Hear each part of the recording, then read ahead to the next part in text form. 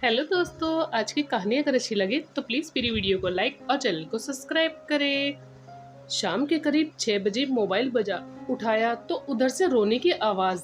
मैंने शांत करवाया और पूछा कि भाभी जी आखिर हुआ क्या है। उधर से आवाज़ आई, आप कहाँ हैं और कितनी देर में आ सकते हैं। मैंने कहा, आप परेशानी बताइए। और भाई साहब कहाँ है, माता जी किधर है। मैंने आश्वासन दिया कि कम से कम 1 घंटा पहुंचने में लगेगा। पहुंचा तो देखा भाई साहब सामने बैठे हुए थे। भाभी जी रो रही है। 10 साल का बेटा भी परेशान था और 8 साल की बेटी भी कुछ नहीं कह पा रही थी। मैंने भाई साहब से पूछा कि आखिर क्या बात है। भाई साहब कोई जवाब नहीं दे रहे थे। फिर भाभी जी से कहा, ये देखिए तलाक के पेपर, ये कोर्ट से तैयार करा कर लाए हैं। मुझे तलाक देना चाहते हैं। मैंने पूछा, ये कैसे हो सकता है, इतनी अच्छी फैमिली है, 2 बच्चे हैं, सब कुछ ठीक है। पहले मुझे लगा ये मजाक है, लेकिन मैंने बच्चों से पूछा दादी किधर है। बच्चों ने बताया पापा ने उन्हें 3 दिन पहले ही वृद्धाश्रम में शिफ्ट करा दिया है। मैंने घर के नौकर से कहा, मुझे और भाई साहब को चाय पिलाओ। कुछ देर में चाय आई। भाई साहब को बहुत कोशिश की चाय पिलाने की, लेकिन उन्होंने नहीं पी। और कुछ ही देर में वो बच्चों की तरह फूट फूट कर रोने लगे और बोले, मैं अपनी बूढ़ी माँ को कुछ लोगों के हवाले करके आया हूँ। पिछले साल से मेरे घर में उनके लिए इतनी मुसीबतें हो गई कि पत्नी ने कसम खा ली कि मैं माँ जी का ध्यान नहीं रख सकती। ना तो ये उनसे बात करती थी और ना ही मेरे बच्चे बात करते थे। रोज मेरे काम पर से आने के बाद माँ खूब रोती थी। माँ ने 10 दिन पहले बोल दिया, बेटा तू मुझे ओल्ड एज होम में शिफ्ट कर दे। मैंने बहुत कोशिश की पूरी फैमिली को समझाने की, लेकिन किसी ने माँ से सीधे मुंह तक बात नहीं की।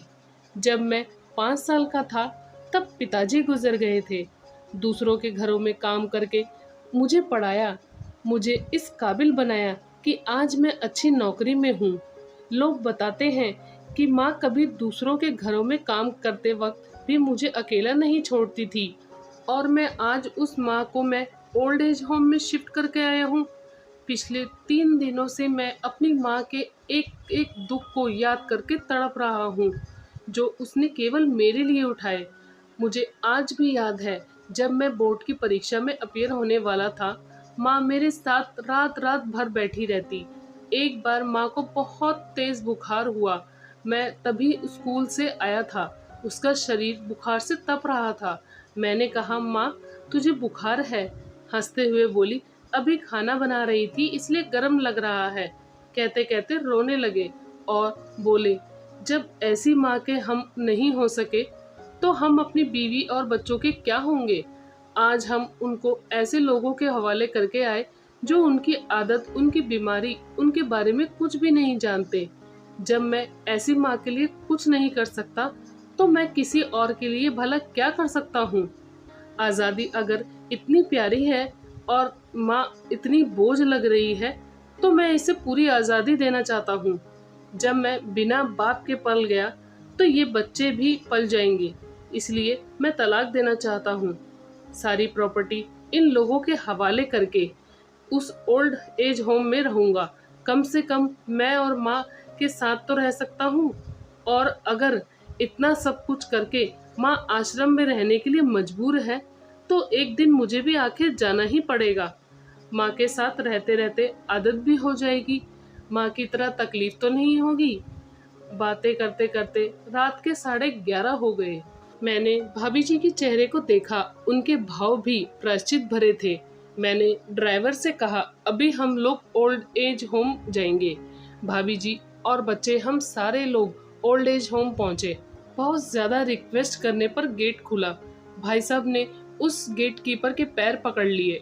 बोले, मेरी माँ है, मैं उनको लेने आया हूँ। हम लोगों को वहीं रोक कर वह अंदर चला गया। अंदर से एक महिला वार्डन थी।